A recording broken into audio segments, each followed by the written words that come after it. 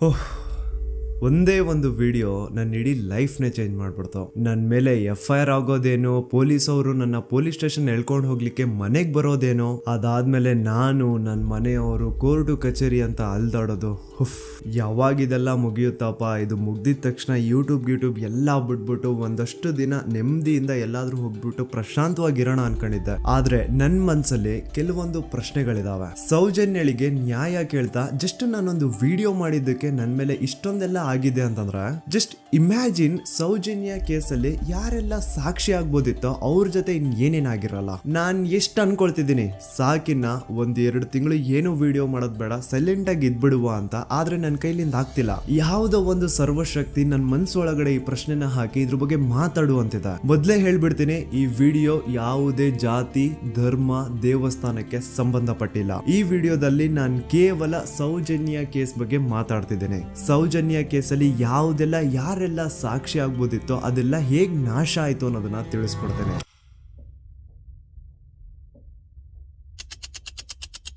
ನೆನಪು ಮಾಡ್ಕೊಳ್ಳಿ, 9 ಅಕ್ಟೋಬರ್ 2012 ಸೌಜನ್ಯ ಕಾಣೆ ಆದಾಗ ಸೌಜನ್ಯನ ಮನೆಯವರು ಅಂಡ್ ಊರಿನ 200-300 ಜನ ಸೇರ್ಕೊಂಡು ರಾತ್ರಿ 12 ಗಂಟೆವರೆಗೂ ಸೌಜನ್ಯಗೋಸ್ಕರ ಹುಡುಕ್ತಾರ. ಆದ್ರೆ ಸೌಜನ್ಯ ಸಿಗಲ್ಲ. ಮಿಡ್ ನೈಟ್ ಆಗಿರುತ್ತೆ ಅಂಡ್ ತುಂಬಾ ಜೋರ್ ಮಳೆ ಬರ್ತಾ ಇರುತ್ತೆ. ಇನ್ನು ಹುಡುಕೋದ್ ಬೇಡ, ಬೆಳಿಗ್ಗೆ ಎದ್ದು ಮತ್ತೆ ಎಲ್ರು ಹುಡುಕುವ ಅಂತ ಎಲ್ರು ತಮ್ಮ ಮನೆಗೆ ವಾಪಸ್ ಹೋಗ್ತಾರ. ದೆನ್ ನೆಕ್ಸ್ಟ್ ದಿನ ಅಂದ್ರೆ 10 ಅಕ್ಟೋಬರ್ 2012 ಸೌಜನ್ಯನ ಬಾಡಿ ಸಿಗುತ್ತೆ ಅಂಡ್ ಅವಳ ಬಾಡಿ ಪಕ್ಕದಲ್ಲಿ ಅವಳ ಕಾಲೇಜ್ ಬ್ಯಾಗ್ ಅಂಡ್ ಅವಳ ಬುಕ್ಸ್ ಎಲ್ಲ ಬಿದ್ದಿರ್ತವೆ. ಸೊ ಹಿಂದಿನ ದಿನ ಆ ಒಂದು ಜಾಗದಲ್ಲಿ ಅಷ್ಟು ಜೋರು ಮಳೆ ಬಂದಿದ್ರು ಸೌಜನ್ಯನ ಬ್ಯಾಗ್ ಅಂಡ್ ಅವಳ ಬುಕ್ಸ್ ಒಂದು ಚೂರುನು ನೆಂದಿರಲ್ಲ. ದಾಖಲೆ ಇದೆ ಸ್ವಾಮಿ, ದಾಖಲೆ ಇಲ್ದೆ ಈ ದೂತ ಸಮೀರ್ MD ಏನು ಮಾತಾಡಲ್ಲ. There was rain and the clothes of the victim were not stained with mud and the bag was not wet, even the books were not wet. ಹಿಂದಿನ ದಿನ ಅಷ್ಟು ಜೋರು ಮಳೆ ಬಂದಿದ್ರು ಸೌಜನ್ಯನ ಬುಕ್ಸ್ ಅಂಡ್ ಬ್ಯಾಗ್ ನೆಂದಿಲ್ಲ. ಹೇಗೆ? ಇದರ ಅರ್ಥ ಸೌಜನ್ಯನ ಆ ಒಂದು ಜಾಗದಲ್ಲಿ ಆಗೇ ಇಲ್ಲ, ಬೇರೆ ಯಾವುದೋ ಜಾಗದಲ್ಲಿ ಅವಳ ಆಯ್ತು. ನಂತರ ಅವಳ ಬಾಡಿನ ಅಲ್ಲಿ ತಂದು ಡಂಪ್ ಮಾಡಿರೋದು. ಸೊ ಈಗ ಯಾವೊಂದು ಜಾಗದಲ್ಲಿ ಸೌಜನ್ಯನ ಆಯ್ತು, ಆಕ್ಚುಲ್ ಆ ಒಂದು ಜಾಗನ ಹುಡುಕಾಡೋದ್ ಬಿಟ್ಟು ಪೊಲೀಸರು ಉಲ್ಟಾ ಏನ್ ಮಾಡ್ತಾರೆ ಅಂದ್ರೆ, ಯಾವೊಂದು ಜಾಗದಲ್ಲಿ ಸೌಜನ್ಯನ ಬಾಡಿ ಸಿಕ್ಕಿತ್ತೋ ಅದೇ ಜಾಗದಲ್ಲೇ ಅವಳ ಆಗಿತ್ತು ಅಂತ ಪ್ರೂವ್ ಮಾಡ್ಲಿಕ್ಕೆ ಹೊರಡ್ತಾರ. ಇಲ್ಲಿ ಪೊಲೀಸ್ ಅವರ ಬುದ್ಧಿವಂತಿಕೆ ನೋಡಿ, ಯಾವೊಂದು ಜಾಗದಲ್ಲಿ ಸೌಜನ್ಯನ ಬಾಡಿ ಸಿಕ್ಕಿತ್ತೋ ಅಲ್ಲಿ ಅವ್ರದ್ದು ಯಾವುದೇ ಒಂದು ಒಳ ಉಡುಪು ಸಿಗಲ್ಲ. ಅದಕ್ಕೆ ಇವ್ರು ಏನ್ ಮಾಡ್ತಾರೆ ಅಂದ್ರೆ, ನೆಕ್ಸ್ಟ್ ದಿನ ಸೌಜನ್ಯ ಮನೆಗೆ ಹೋಗ್ಬಿಟ್ಟು ಅಲ್ಲಿ ಮನೆಯವರಿಂದ ಸೌಜನ್ಯನ ಇನ್ನರ್ ವೇರ್ಸ್ ನ ಇಸ್ಕೊಂಡ್ ಬಂದು ಅದನ್ನ ನಂತರ ರಿಪೋರ್ಟ್ಸ್ ಅಲ್ಲಿ ಇದು ನಮ್ಗೆ ಸೌಜನ್ಯ ಬಾಡಿ ಸಿಕ್ಕಿದ ಜಾಗದಲ್ಲೇ ಸಿಕ್ಕಿದ್ದು ಅಂತ ಮೆನ್ಷನ್ ಮಾಡ್ತಾರೆ. ಪೊಲೀಸ್ನವರು ಅವಳ ಪುಸ್ತಕ ಎಲ್ಲ ಹುಡುಕಾಡಿದ್ರು, ಯಾರಾದ್ರೂ ಫೋನ್ ನಂಬರ್ ಉಂಟಾ ಅಂತ ಹೇಳಿ ತುಂಬ ಹುಡುಗ ನಾ ಎಲ್ಲ ತೆಗೆದುಕೊಟ್ಟೆ. ನನ್ನ ಮಗಳ ವಿಷಯ ನನಗೆ ಎಲ್ಲ ಗೊತ್ತು ಸರ್, ನೋಡಿ ಪುಸ್ತಕ ಅಂತ ನೋಡಿದೆ. ಅವಾಗ ನನ್ನ ತಂಗಿಯ ಒಂದು ನಂಬ್ರ ಇತ್ತು, ಆ ನಂಬ್ರನ್ನು ತಗೊಂಡೋಗಿದ್ದಾರೆ. ಆಮೇಲೆ ಮನೆಯಿಂದ ಮರು ದಿವಸ ಸಂತೋಷ್ ರಾವ್ ಸಿಕ್ಕಿದ ದಿವಸ ಹೊಲ ಉಡುಪು ಇದೆಯಲ್ಲ ಸರ್, ಅದು ಮನೆಯಿಂದ ತಗೊಂಡೋಗಿದ್ದಾರೆ. ಅದಕ್ಕೆ ನಾವು ಒಂದು ಗುರುತಿಗೆ ಒಂದು ಸ್ಟಿಚ್ ಮಾಡಿಕೊಟ್ಟಿದ್ದೇವೆ, ನೂಲಿನ ಒಂದು ಬಿಳಿ ನೂಲಿನ ಒಂದು ಸ್ಟಿಚ್ ಮಾಡಿಕೊಟ್ಟಿದ್ದೇವೆ. ಅದನ್ನೇ ತನಿಖೆಗೆ ಅವರಲ್ಲಿ ಇಟ್ಟಿದ್ದಾರೆ. ನೋಡಿ, ಪೊಲೀಸ್ ಅವ್ರ ಪ್ರಕಾರ ಸೌಜನ್ಯ ಆಗಿದ್ದು ಆ ಒಂದು ಹಳ್ಳ ಹತ್ರ, ಆದ್ರೆ ಆಕ್ಚುಲಿ ಅಲ್ಲಿ ಆಗೇ ಇಲ್ಲ. ಬಟ್ ಸ್ಟಿಲ್ ಈ ಒಂದು ಪಾಯಿಂಟ್ ನ ಪ್ರೂವ್ ಮಾಡ್ಲಿಕ್ಕೆ ಪೊಲೀಸ್ ಅವರು ಯಾವ ಮಟ್ಟಕ್ಕೆ ಹೋಗ್ತಾರೆ ಅಂತಂದ್ರೆ, ಯಾವೊಂದು ಜಾಗದಲ್ಲಿ ಸೌಜನ್ಯನ ಬಾಡಿ ಸಿಕ್ಕಿತ್ತೋ ಅಲ್ಲಿಂದ 50 ಅಡಿ ದೂರದಲ್ಲಿ ಸಂತೋಷ್ ರಾವ್ನ ಒಂದು ಟೆಂಟ್ ಹಾಕ್ಸ್ತಾರ.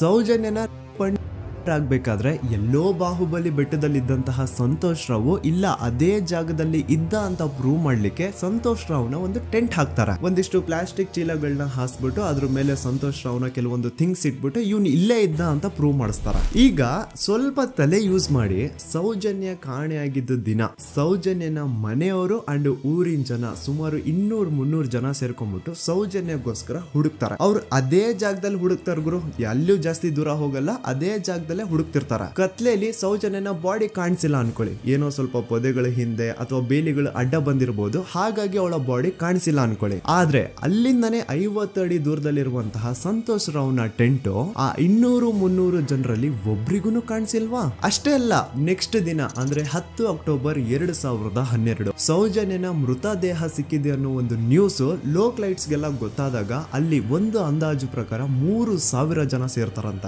ಆಗ್ಲೂ ಸಹ ಆ 3,000 ಜನರಲ್ಲಿ ಒಬ್ರಿಗೂ ಸಹ ಆ ಸಂತೋಷ್ ರಾವ್ನ ಟೆಂಟ್ ಕಾಣಿಸೇ ಇಲ್ಲ. ಜಾಸ್ತಿ ದೂರ ಇಲ್ಲ ಗುರು, ಎಲ್ಲಿ ಬಾಡಿ ಸಿಕ್ಕಿರುತ್ತೋ ಅಲ್ಲಿಂದ 50 ಅಡಿ ದೂರ ಅಷ್ಟೇ. ಆದ್ರೂ ಆ ಟೆಂಟ್ ಯಾರಿಗೂ ಕಾಣಿಸೇ ಇಲ್ಲ. ಹೇಗೆ? ಯಾಕಂತಂದ್ರೆ ಆ ಟೆಂಟ್ ಅಲ್ಲಿ ಇರ್ಲೇ ಇಲ್ಲ.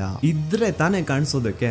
ಪಾಪ ಸಂತೋಷ್ ರಾವ್ನ ಈ ಕೇಸಲ್ಲಿ ಹೆಂಗಾದ್ರೂ ಮಾಡಿ ಫಿಟ್ ಮಾಡ್ಲೇಬೇಕು ಅಂತ ಪೊಲೀಸ್ ಅವ್ರು ಫಿಕ್ಸ್ ಆಗ್ಬಿಟ್ಟಿದ್ರು. ಇನ್ನೊಂದು ಲಾಜಿಕಲ್ ಪಾಯಿಂಟ್ ಹೇಳ್ತೀನಿ ನಿಮ್ಗೆ. ಈ ಒಂದು ಸ್ಟೇಟ್ಮೆಂಟ್ ನ ನೋಡಿ. ಈ ಸ್ಟೇಟ್ಮೆಂಟ್ ಬೇರೆ ಯಾರು ಕೊಟ್ಟಿದ್ದಲ್ಲ ಗುರು. 5 ಜನ ಕಿಡಿಗೇಡಿಗಳು ಸಂತೋಷ್ ರಾವ್ನ ಬಾಹುಬಲಿ ಬೆಟ್ಟದಿಂದ ಕರ್ಕೊಂಡ್ ಬಂದು ಪೊಲೀಸ್ ಅವ್ರ ಕೈಗೆ ಒಪ್ಸಿದ್ರು. ಆ ಕಿಡಿಗೇಡಿಗಳಲ್ಲೇ ಒಬ್ಬ ಕೊಟ್ಟಂತಹ ಸ್ಟೇಟ್ಮೆಂಟ್ ಇದು. ಇದ್ರಲ್ಲಿ ಇವನ್ ಹೇಳ್ತಿದ್ದಾನೆ ಸಂತೋಷ್ ರಾವ್ ಕೈಯಲ್ಲಿ ಒಂದು ಚೀಲ ಇತ್ತು ಅಂತ. ಈಗ ಸಂತೋಷ್ ರಾವ್ನ ಅರೆಸ್ಟ್ ಮಾಡಾದ್ಮೇಲೆ ಅವನ ಕೈಯಲ್ಲಿ ಇದ್ದಂತಹ ಚೀಲ ಕೂಡ ಪೊಲೀಸ್ ಅವರು ತಮ್ಮ ಕಸ್ಟಡಿಗೆ ತಗೊಂಡಿರ್ತಾರೆ ತಾನೆ. ಹಾಗಿದ್ರೆ ಸಂತೋಷ್ ರಾವ್ನ ಚೀಲ ಅಂಡ್ ಅದ್ರಲ್ಲಿ ಇದ್ದಂತಹ ಅವನ ವಸ್ತುಗಳು ಪೊಲೀಸ್ ಕಸ್ಟಡಿಲೇ ಇರ್ಬೇಕೆ ಹೊರತು ಅದ್ಯಾವುದೋ ಕಾಡಲ್ಲಿ ಆ ಟೆಂಟ್ ಒಳಗಡೆ ಅಲ್ಲ. ಅಂಡ್ ಇನ್ನೊಂದು ಮೇನ್ ಇಂಪಾರ್ಟೆಂಟ್ ಆಗಿ ಸಂತೋಷ್ ರಾವ್ನ ಪೊಲೀಸ್ ಅವರು ಕಸ್ಟಡಿಗೆ ತಗೊಂಡಿದ್ದು 11 ಅಕ್ಟೋಬರ್ 2012. ಆದ್ರೆ ಅಫಿಷಿಯಲ್ ಆಗಿ ಪೇಪರ್ಸ್ ಮೇಲೆ ತೋರಿಸಿರೋದು 13 ಅಕ್ಟೋಬರ್ 2012. ಹಾಗಿದ್ರೆ ಆ 2 ದಿನ ಸಂತೋಷ್ ರಾವ್ನ ಪೊಲೀಸ್ ಸ್ಟೇಷನ್ ಅಲ್ಲಿ ಇಟ್ಕೊಂಡು ಪೊಲೀಸ್ ಅವರು ಏನ್ ಮಾಡ್ತಿದ್ರು? ಇದು ಇಲ್ಲಿಗಲ್ ಡಿಟೆನ್ಷನ್ ತಾನೆ. ಈಗಷ್ಟೇ ನಾನು ಡಾಕ್ಟರ್ ಆದಮ್ ಅವ್ರು ಕೊಟ್ಟಂತಹ ಪೋಸ್ಟ್ ಮಾರ್ಟಮ್ ರಿಪೋರ್ಟ್ ನೋಡಿದೆ. ಅಂಡ್ ಇದ್ರಲ್ಲಿ ಏನಿದೆ ಗೊತ್ತಾ?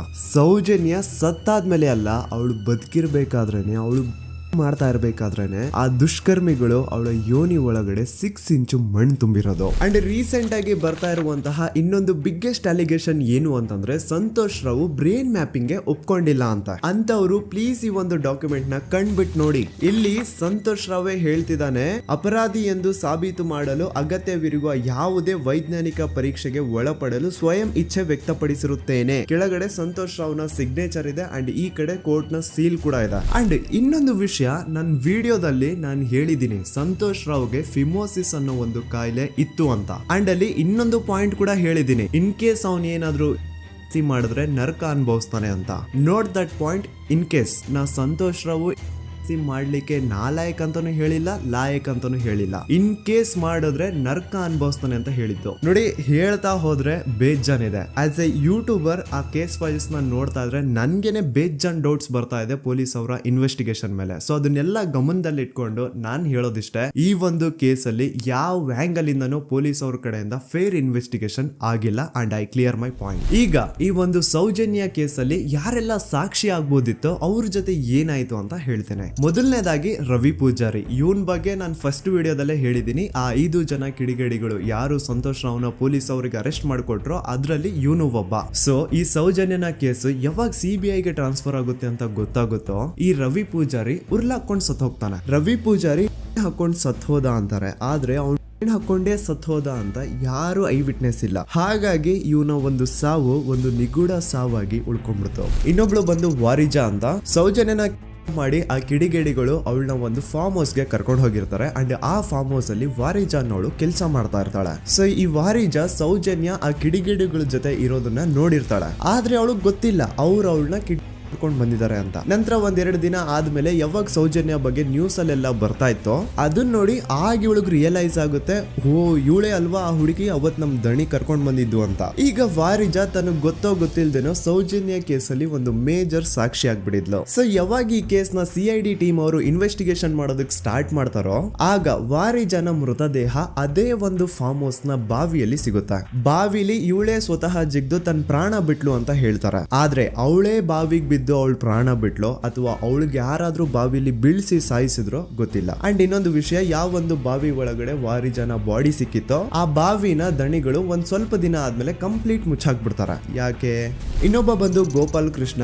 ಇವನು ಅಗೇನ್ 5 ಜನ ಕಿಡಿಗೇಡಿಗಳು ಸಂತೋಷ್ ರಾವ್ನ ಪೊಲೀಸ್ ಅವ್ರಿಗೆ ಹಿಡಿದು ಕೊಟ್ರು ಅದ್ರಲ್ಲಿ ಒಬ್ಬ. ಅಂಡ್ ಸೌಜನ್ಯ ಕೇಸ್ ನ ಮೇನ್ ಪ್ರೈಮರಿ ಸಾಕ್ಷಿ ಇವನು ಕೂಡ ಸತ್ ಹೋಗಿದ್ದಾನೆ. ಅಂಡ್ ಇವನು ಸ್ಲೋ ಪಾಯ್ಸನ್ ಇಂದ ಸತ್ ಹೋದ ಅಂತ ಹೇಳಲಾಗುತ್ತೆ. ದೆನ್ ಇನ್ನೊಬ್ಬ ಬಂದು ಪ್ರಶಾಂತ್ ಅಂತ.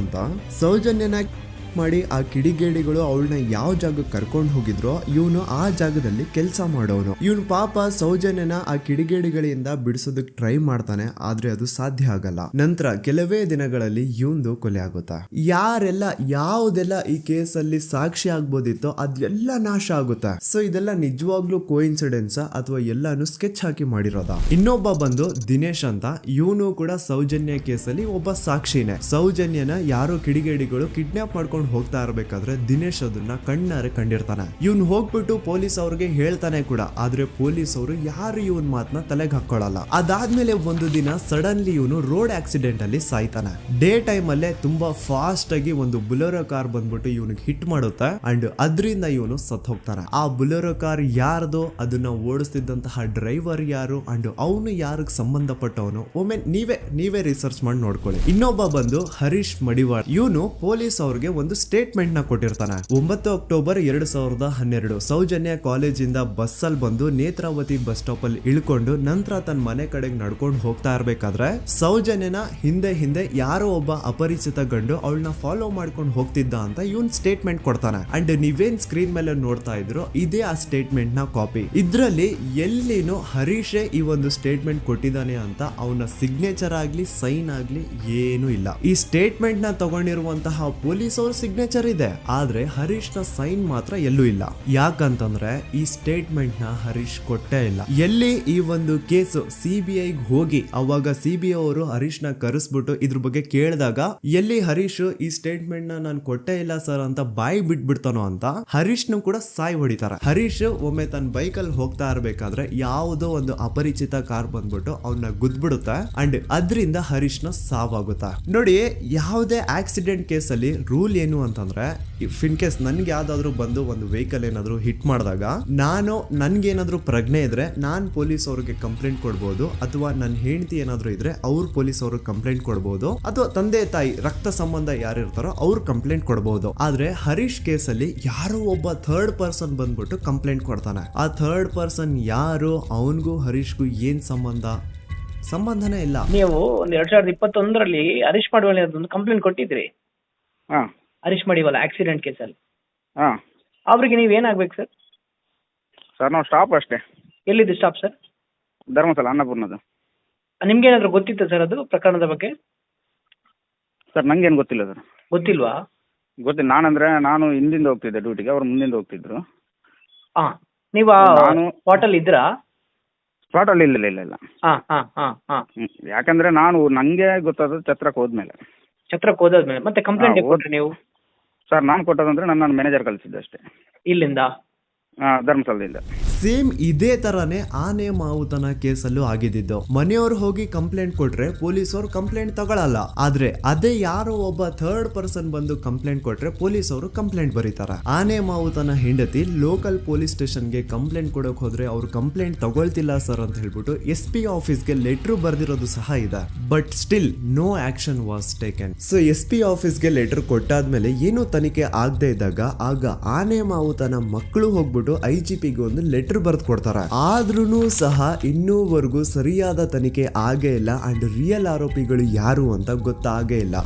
ನಿಜ ಹೇಳ್ತಾ ಇದ್ದೀನಿ, ಆ ಒಂದು ಪ್ಲೇಸ್ ಅಲ್ಲಿ ಸೀರೀಸ್ ಆಫ್ ಕೇಸಸ್ ಆಗಿದಾವೆ ಅಂಡ್ ಯಾವ್ದ್ರಲ್ಲೂ ಪೊಲೀಸ್ ಅವ್ರ ಕಡೆಯಿಂದ ಫೇರ್ ಇನ್ವೆಸ್ಟಿಗೇಷನ್ ಆಗೇ ಇಲ್ಲ. ಇದ್ರ ಬಗ್ಗೆ ಮಾತಾಡ್ರೋ, ಪೊಲೀಸ್ ಇನ್ವೆಸ್ಟಿಗೇಷನ್ ಮೇಲೆ ಕ್ವಶನ್ ರೈಸ್ ಮಾಡ್ರೋ, ಆ ಹುಡುಗಿಗೆ ನ್ಯಾಯ ಸಿಗ್ಲಿ ಸಪೋರ್ಟ್ ಮಾಡ್ರೋ ಅಂದ್ರೆ ಇದ್ರ ಬಗ್ಗೆ ಯಾವನು ಮಾತಾಡಲ್ಲ. ಇದ್ರ ಬದಲಾಗಿ ನನ್ ಬಗ್ಗೆ ಮಾತಾಡೋದಕ್ಕೆ ಹೇಳಿ ತುಂಬಾ ಚೆನ್ನಾಗಿ ನನ್ ಬಗ್ಗೆ ನೆಗೆಟಿವಿಟಿ ಹುಟ್ಟಿಸ್ತಾರ. ಜಾತಿ ಧರ್ಮ ತರೋದು, ಇವ್ನ್ ಯಾವ್ದಾವ್ದು ಆಪ್ಸ್ ನ ಪ್ರಮೋಟ್ ಮಾಡ್ತಿದ್ದ, ಇವನ್ ಮಾತು ಯಾಕೆ ನಂಬ್ತೀರಾ ಅಂತ ನನ್ ಬಗ್ಗೆನೆ ನೆಗೆಟಿವಿಟಿ ಹುಟ್ಟಿಸೋದು. ಇವನು ಆ ಆ್ಯಪ್ ಪ್ರಮೋಟ್ ಮಾಡ್ತಿದ್ದ, ಇವನು ಈ ಆ್ಯಪ್ ಪ್ರಮೋಟ್ ಮಾಡ್ತಿದ್ದ, ಇವನ್ ಮಾತುಗಳನ್ನ ಯಾಕೆ ನಂಬ್ತೀರಾ, ಇವನು ಮುಸ್ಲಿಂ ಇದಾನೆ, ಇವನು ಮುಲ್ಲಾ ಇದಾನೆ, ಅದು ಇದು ಅಂತ ಮಾತಾಡೋದು. ಹೌದು ಗುರು, ನಾನ್ ಪ್ರಮೋಷನ್ಸ್ ನ ಮಾಡಿದೀನಿ. ನಾನು ಆ ಆ್ಯಪ್ದು ಮಾಡಿದೀನಿ, ಈ ಆ್ಯಪ್ದು ಮಾಡಿದೀನಿ, ಎಲ್ಲಾ ತರ ಆ್ಯಪ್ದು ನಾನು ಪ್ರಮೋಷನ್ಸ್ ಮಾಡಿದೀನಿ. ಈಗ ಹಿಂದೆ ನಾನು ಮಾಡಿರುವಂತಹ ಪ್ರಮೋಷನ್ಸ್ಗೂ ಈ ಕೇಸ್ಗೂ ಏನ್ ಸಂಬಂಧ? ಅನ್ನೆಸೆಸರಿ ಆಗಿ ಮ್ಯಾಟರ್ ನ ಡೈವರ್ಟ್ ಮಾಡ್ಲಿಕ್ಕೆ ಟ್ರೈ ಮಾಡಬೇಡಿ. ಇನ್ಮೇಲೆ ನಾನೇನಾದ್ರೂ ಆ ತರ ಅಪ್ಲಿಕೇಶನ್ಸ್ ನ ಪ್ರಮೋಷನ್ ಮಾಡಿದ್ರೆ ಆಗ ಬಂದು ನೀವು ನನ್ನನ್ನ ಪ್ರಶ್ನೆ ಮಾಡೋದ್ರಲ್ಲಿ ಅರ್ಥ ಇದೆ. ಹಿಂದೆ ಮಾಡಿರೋದನ್ನ ಇಟ್ಕೊಂಡು ಮಾತಾಡಿ ವಿಡಿಯೋ ಮಾಡೋದಲ್ಲ ಕಂಟೆಂಟ್ ಅಂದ್ರೆ. ಅಂಡ್ ಇನ್ನೊಂದು ವಿಷಯ, ನಾನು ದೂತ ಸಮೀರ್ MD ಯೂಟ್ಯೂಬ್ ಚಾನಲ್ ನ ಸ್ಟಾರ್ಟ್ ಮಾಡಿ ಕೇವಲ ಆಗಿರೋದು 8 ತಿಂಗಳಷ್ಟೇ. ಅಂಡ್ ಈ 8 ತಿಂಗಳಲ್ಲಿ ನಾನು ಹಾಕಿರೋದು ಕೇವಲ 12 ವಿಡಿಯೋಸ್. ಅದರಲ್ಲಿ 1-2 ಆಲ್ರೆಡಿ ಟೇಕ್ ಡೌನ್ ಆಗಿದಾವೆ. ಸೊ ಅಷ್ಟು ಬೇಗ ಅದ್ ಹೆಂಗ್ ನೀವು ಜಡ್ಜ್ ಮಾಡ್ಬಿಟ್ರಿ ನಾನು ಆಂಟಿ ಹಿಂದೂ ಅಂತ? ನಿಮಗ್ ನಿಜವಾಗ್ಲೂ ನಾನು ಆಂಟಿ ಹಿಂದೂ ಅನ್ಸಿದ್ರೆ ನಂದು ಇನ್ನೊಂದು ಚಾನಲ್ ಇದೆ ಸಮೀರ್ MD ಅಂತ. ಅಲ್ಲಿ ನಾನು ಅಪ್ಲೋಡ್ ಮಾಡಿರುವಂತಹ ಈ ಎಲ್ಲಾ ವಿಡಿಯೋಸ್ ನ ನೋಡಿ. ಜಾಸ್ತಿ ಜಸ್ಟಿಫೈ ಮಾಡ್ಲಿಕ್ಕೆ ಹೋಗಲ್ಲ ಗುರು, ನನ್ನ ಹಳೆ ಸಬ್ಸ್ಕ್ರೈಬರ್ಸ್ಗೆ ಗೊತ್ತು ನನ್ನ ಕ್ಯಾರೆಕ್ಟರ್ ಏನು ಅಂತ. ಅಂಡ್ ಇನ್ನು ಇವನ್ ವಿಡಿಯೋ 18 ಮಿಲಿಯನ್ ಪ್ಲಸ್ ವ್ಯೂಸ್ ನ ಪಡ್ಕೊಂಡಿದೆ. ಇವನ್ಗೆ ಇಷ್ಟ ಲಕ್ಷ ದುಡ್ಡು ಬಂದಿರುತ್ತೆ, ಅಷ್ಟ್ ಲಕ್ಷ ದುಡ್ಡು ಬಂದಿರುತ್ತೆ ಅನ್ನೋರ್ಗೆ ಈ ಒಂದು ಇಮೇಲ್ ನ ಒಮ್ಮೆ ನೋಡಿ. ನನ್ ವಿಡಿಯೋ ವೈರಲ್ ಆಗ್ತಿದ್ದಂಗೆ ಆ ವಿಡಿಯೋ ಡಿಮಾನಿಟೈಸ್ ಆಗೋಯ್ತು. ಇಲ್ಲಿ ಅತ್ಯಾಚಾರಿ ಬೆಂಬಲಿಗರ ಥಿಂಕಿಂಗ್ ನೋಡಿ. ಆ ವಿಡಿಯೋ ಇಂದ ನನ್ಗೆ ಎಷ್ಟು ರೆವೆನ್ಯೂ ಬಂತು ಅನ್ನೋದನ್ನ ಥಿಂಕ್ ಮಾಡ್ತಿದ್ದಾರೆ. ಆ ವಿಡಿಯೋ ಇಂದ ನಾನು ಎಷ್ಟು ಸಫರ್ ಆಗಿರ್ಬೋದು ಅನ್ನೋದನ್ನ ಥಿಂಕ್ ಮಾಡಿದ್ರ ನೋಡಿ. ನಾನೊಂದು ವಿಡಿಯೋ ಮಾಡಿದ್ದಕ್ಕೆ ಜನ ಜಾಗೃತರಾದ್ರು. ನನ್ಗೆ ನನ್ ಬಗ್ಗೆ ನಿಮ್ ಬಗ್ಗೆ ತುಂಬಾ ಹೆಮ್ಮೆ ಇದೆ. ನೀವೆಲ್ಲ ಜಾತಿ ಧರ್ಮ ಅನ್ನೋದು ಮುಖ್ಯ ಅಲ್ಲ, ನ್ಯಾಯ ಮುಖ್ಯ ಅಂತ ಬೆಂಬಲಿಸಿದ್ರೆ. ಸೌಜನ್ಯನ ತಾಯಿ ಅಂಡ್ ಕುಟುಂಬದವರು 13 ವರ್ಷದಿಂದ ಧೈರ್ಯವಾಗಿ ನ್ಯಾಯಕ್ಕಾಗಿ ಬೇಡ್ತಾವ್ರೆ. 13 ವರ್ಷದಿಂದ ಮಹೇಶ್ ಶೆಟ್ಟಿ ಸರ್ ಒಂದು ಹೆಣ್ಣು ಮಗುವಿನ ನ್ಯಾಯಕ್ಕೆ ಎಲ್ಲಾ ತರದ ಅವಮಾನ ಸಹಿಸಿಕೊಂಡು ಬೆಟ್ಟದಂತೆ ನಿಂತು ಎಲ್ಲೂ ಕಾಂಪ್ರಮೈಸ್ ಆಗದೆ ಹೋರಾಟ ಮಾಡ್ತಾವ್ರೆ. ಈಗ ಈ ನಿಮ್ಮ ದೂತ ಸಮೀರ್ MD ಇಂದ ಕರ್ನಾಟಕಾದ್ಯಂತ ಅನೇಕ ಕನ್ನಡ ಪರ ಸಂಘಟನೆಗಳು, ಎಲ್ಲಾ ವಿಚಾರ, ಎಲ್ಲಾ ಪಂಥದ ಪ್ರಗತಿಪರ ವೇದಿಕೆಗಳು ಸೌಜನ್ಯ ನ್ಯಾಯಕ್ಕಾಗಿ ಒಂದಾಗಿವೆ. ಅಂಡ್ ಈ ಹೋರಾಟ ಕೇವಲ ಸೌಜನ್ಯಳಿಗೆ ಮಾತ್ರ ಸೀಮಿತ ಆಗಿಲ್ಲ.